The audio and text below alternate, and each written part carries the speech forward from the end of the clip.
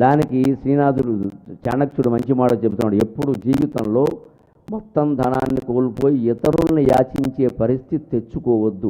యాచకుడు అందరికంటే హీనమైన మనిషి, అతని బతుకు దుర్భరం.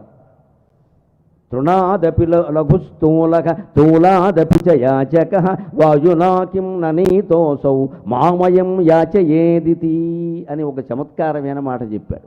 జీవితంలో ఎప్పుడు దాత యాచకుడు కాకుండా ఉండాలి. అందుకే దాన ధర్మాలకు అలవాటు పడిన వాళ్ళు కూడా అది వ్యసనంగా మారకుండా చూసుకోండి. ఒక పరిమితి ఉండాలి, దానికి ఒక పరిమితి ఉండాలి.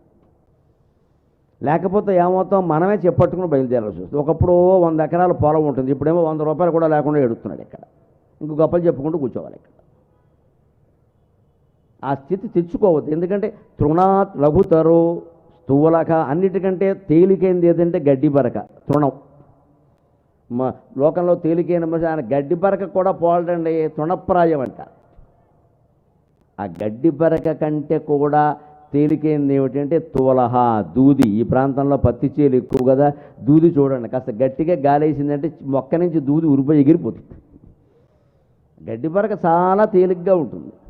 దానికంటే తేలికైంది దూది. తులాదపిచ యాచక, భిక్షుక స్థితికి మనం వెళ్ళాం. అంటే ఏదో వీధిలో తిరిగి బిచ్చం ఎత్తుకోవడం అనుకోకండి. అప్పులు చేయడం అంతా భిక్షాటనేనండి. నన్ను అడిగితే అప్పు చేస్తున్నామంటే నువ్వు అడుక్కునే స్థితికి వచ్చావు అనమాట. ఎందుకు చేస్తున్నావు అప్పు? నువ్వు ప్రభుత్వం చేసిందంటే వేరే కారణాలు ఉంటాయి. ప్రజలెందుకు అప్పులు చేస్తున్నారండి నాకు అర్థం కావట్లా. పార్వతీ పరమేశ్వరుల సాక్షిగా చెబుతున్నానమ్మా, నాకేం మొహమాటం లేదు. ఈ క్షణంలో నేను ఇక్కడ జారిపోయి భగవంతుడు నన్ను తీసుకెళ్ళిపోతే నాకు రూపాయి అప్పు లేకుండా దేవుడి ముందు నిలబడతాను హాయిగా. రూపాయి అప్పు లేదు.